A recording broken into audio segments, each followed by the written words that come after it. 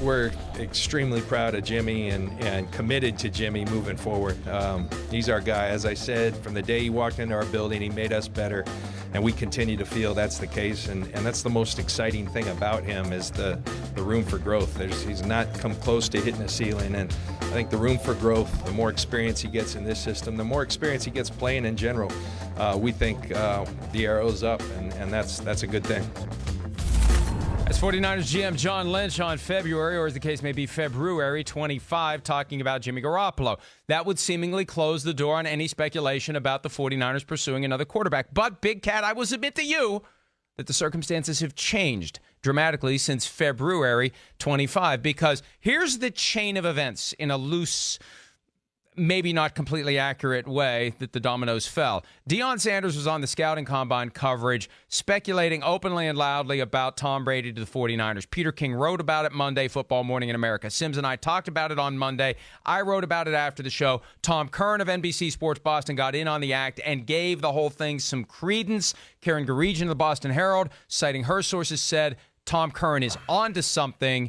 And so throughout the course of the week, click, click, click. I know it's been very good for business, but this thing has grown to the point where two members of the 49ers have now come out and publicly addressed it. Let me finish. Okay, Your Honor, okay, I object. Okay. Counsel is making faces and noises while I try to make my argument. Number one, Jeff Wilson Jr. called it ludicrous. Number two, George Kittle, your friend, George, a.k.a. Greg Kittle, said, let's run it back 10 with a picture of Jimmy Garoppolo. Clear message that he is in Team Jimmy. My point is this. If the 49ers want to put this to rest, if it is all fake news, if it is all smoke with no fire, it is very easy to do it. Two ways to do it. Issue a statement. Three ways to do it. Issue a statement, put Lynch or Kyle Shanahan on a radio station out in San Francisco to address it, or start telling your players there's nothing to it and trust that they will tell someone in the media who will report that the players are being told there's nothing to it. They've done nothing, Big Cat. At a certain point, you've got to do something. And I'm not saying, because people say, they have no obligation to you. They don't have to tell you. That's not my point. My point is, if you want to kill this, there's an easy way to kill it, and they haven't done it yet. Okay. Now, can we go back to step one? It all started with Deion Sanders just saying it on air? Is that right? Yes. It was kind of that speculation, like I love the media. This is we just feed each other. The ecosystem feeds itself. You'd have been a good lawyer because you're full of crap. All right, that's not the point. The point is we are where we are. No matter how we got here, we are where we are right now. It's a thing. There are poll questions. Jimmy versus Tommy yesterday. Phil Simms on with Chris Simms on Button saying he'd take Tom Brady. We've put out the question. Simms put out the question. Tom Curran put out the question. Matt Mayoko of NBC Sports Bay Area put out the question. It's a thing now. Once you have players on the team responding and reacting to it, that's when the team needs to look at it and say, we'd rather not dignify this stuff, but how hard is it to shoot it down? Let's shoot it down. Mike, let's just walk this through, okay? Because now that I understand the situation. That's what I'm doing. This is crazy. All right, so let's walk through it from the 49ers perspective. The 49ers have Jimmy G. If they cut him at what date he is basically free and clear? April 1. April 1. Okay, wouldn't it, ready for this one? They'd trade him. Wouldn't it behoove the 49ers? Hey, not as impressive as perseverate. I agree. Perseverate. I agree. But wouldn't it behoove the 49ers to at least have this dangling out there so they could renegotiate, restructure Jimmy G's contract? That's what makes the most sense to me. The 49ers are not saying anything because these type of rumors are great for them. Because guess what? Jimmy G is the perfect case of a quarterback that I think is good, not great. You can win with Jimmy G. Can you win a Super Bowl with Jimmy G?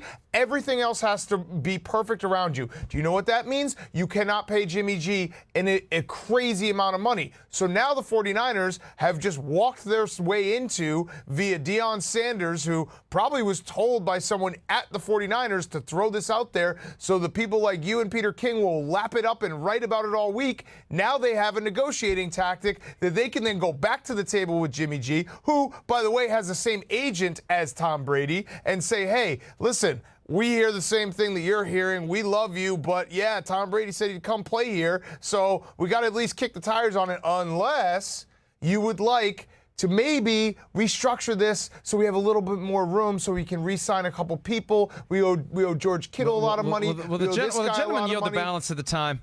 We got a hard break coming up, and I need to respond to this insanity. I'm going to respond to this insanity after the break because this is insanity, and it proves you've been hanging around me too much because this sounds like some kind of weird crap I would cook up, and even I haven't cooked this up. But I have a rebuttal to your position, sir. All right, here's one of the benefits of watching the show on TV. You get my rebuttal to Big Cat. Big Cat, if they are having any type of reservations about Jimmy Garoppolo, it will cause them to try to squeeze him and take less under his contract. That proves why they should go get Tom Brady. If you view Jimmy Garoppolo as anything other than the guy around whom you build, you have him under contract at $27.5 million, which is downright affordable now under today's market because the high end is $35 million per year and climbing. If you would be thinking about trying to squeeze him to do some sort of a new deal, you're proving why you're considering Tom Brady. You should go get Tom Brady or some other upgrade. You either love the guy or you don't. And if you don't try to squeeze him to take less money. You go get somebody else. You go get Tom Brady. Yes, and it's a good one. Yes, and it's a good one. No, it's not. Jimmy G is a good quarterback. Jimmy G is a perfect example. There are a lot of quarterbacks in the NFL right now that you can win a Super Bowl with, and I count Jimmy G there, but everything has to be perfect around them. If things are perfect around Jimmy G, he can be a Super Bowl winning quarterback. Then you get somebody else. Who else, Mike? Who else? Throw it out there. They don't grow on trees. Tom Brady. Of course, Tom Brady. Thanks, Mike. Dad. Thanks. Oh my Does money grow on trees, this is Dad? Ridiculous. This is ridiculous. Now I know you're getting old. That you would use the phrase "it doesn't grow on trees." It doesn't. Now I know why you have to use that hair dye. It doesn't grow on trees. Hi, I'm Mike Tirico, and thanks for watching. Make sure to hit subscribe for the latest news and highlights from NBC Sports.